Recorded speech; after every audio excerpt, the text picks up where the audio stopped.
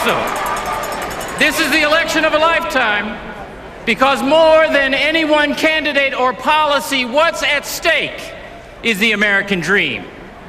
That dream, the ability to imagine a better way for ourselves and our families, and then to reach for it, that dream is central to who we are and what we stand for as a nation.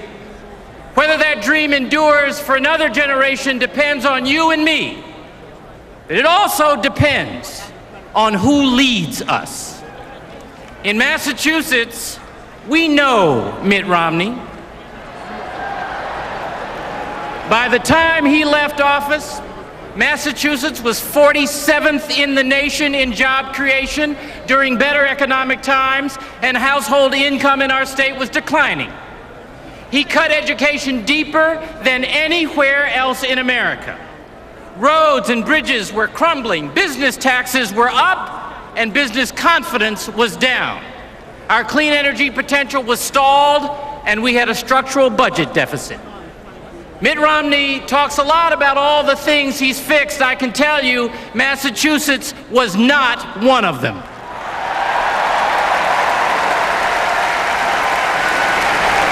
He's a fine fellow and a great salesman, but as governor, he was a lot more interested in having the job than doing the job.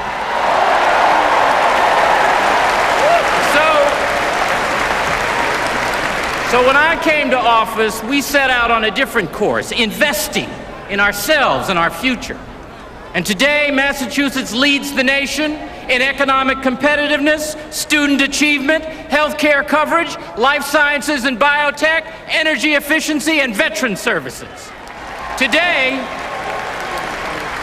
with the help of the Obama administration, we are rebuilding our roads and bridges and expanding broadband access. Today, we're out of the deficit hole Mr. Romney left, and we've achieved the highest bond rating in our history.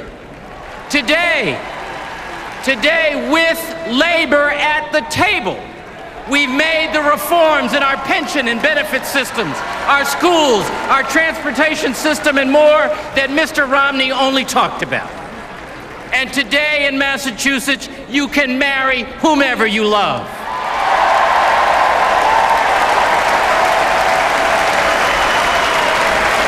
We still have much more to do, much more to do. But we are on a better track because we placed our faith not in trickle-down fantasies and divisive rhetoric, but in our values and our common sense. The same choice faces the nation today. All that Republicans are saying is that if we just shrink government, cut taxes, crush unions, and wait, all will be well.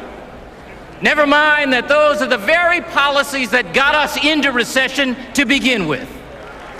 Never mind that not one of the governors who preached that gospel in Tampa last week has the results to show for it.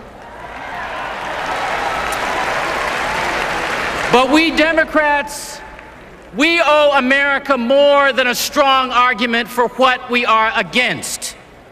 We need to be just as strong about what it is we are for. The question is, what do we believe?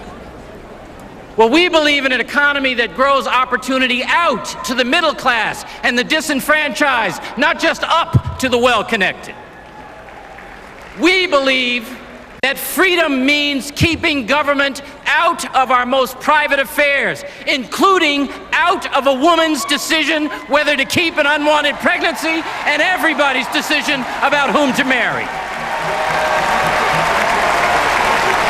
We believe that we owe the next generation a better country than we found, and that every American has a stake in that. We believe that in times like these, we should turn to each other, not on each other. And we believe that government has a role to play, not in solving every problem in everybody's life, but in helping people help themselves to the American dream. That's what Democrats believe. That's what Americans believe. And if we want to win elections in November and keep our country moving forward, if we want to earn the privilege to lead, my message is this: it's time for Democrats to grow a backbone and stand up for what we believe.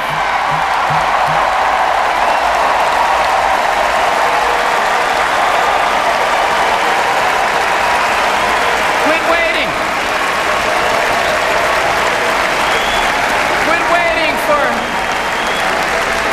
Quit waiting for pundits or polls or super PACs to tell us who the next president or senator or congressman is going to be. We're Americans. We shape our own future. And let's all start by standing up for President Barack Obama. This is the president. This is the president who delivered the security of affordable health care to every single American in every corner of this country after 90 years of trying. This is the president who brought Osama bin Laden to justice, who ended the war in Iraq and is ending the war in Afghanistan. This is the president who ended Don't Ask, Don't Tell so that love of country, not love of another, determines fitness for service, who made equal pay for equal work the law of the land. This is the president who saved the American auto industry from extinction, the American financial industry from self-destruction, the American economy from full-blown depression, who added 4.5 million private sector jobs in the last 2.5 years, more than in George Bush's 8 years in office.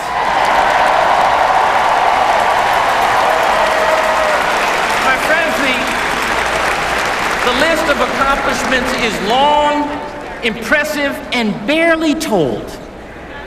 And even more impressive when you consider that congressional Republicans have made obstruction itself the centerpiece of their governing strategy. With a record like that and a vision that hopeful and powerful, I, for one, will not stand by and let him be bullied out of office, and neither should you.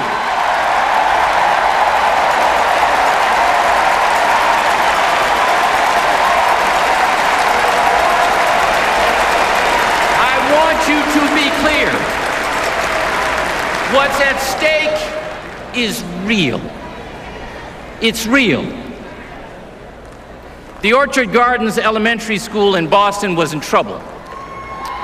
Its record was poor, its spirit was broken, and its reputation was a wreck. No matter how bad things were in other urban schools in the city, people would say, well, at least we're not Orchard Gardens.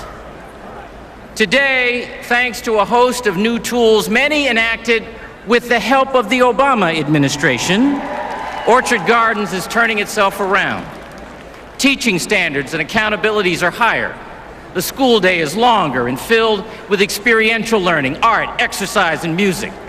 The head of pediatric psychology from a local hospital comes to consult with faculty and parents on the toughest personal issues in students' home lives. Attendance is up, thanks to a mentoring initiative. In less than a year, Orchard Gardens went from one of the worst schools in the district to one of the best in the state. The whole school community is engaged and proud. So am I. At the end of my visit about 1.5 years ago, the first grade, led by a veteran teacher, gathered to recite Dr. King's I Have a Dream speech. And when I started to applaud, the teacher said, "Not yet, Governor." Then she began to ask those 6- and 7-year-olds questions. What, she asked, does creed mean? What does nullification mean? Where is Stone Mountain?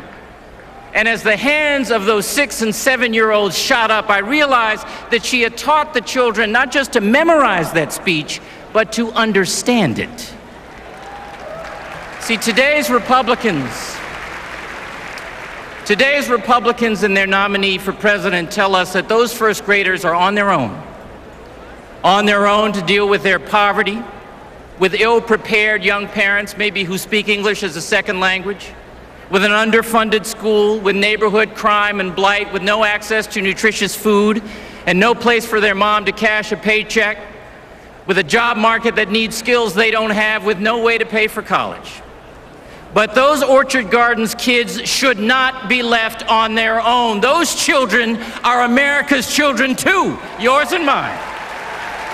And among them are the future scientists and entrepreneurs, teachers, artists, engineers, laborers, and civic leaders we desperately need.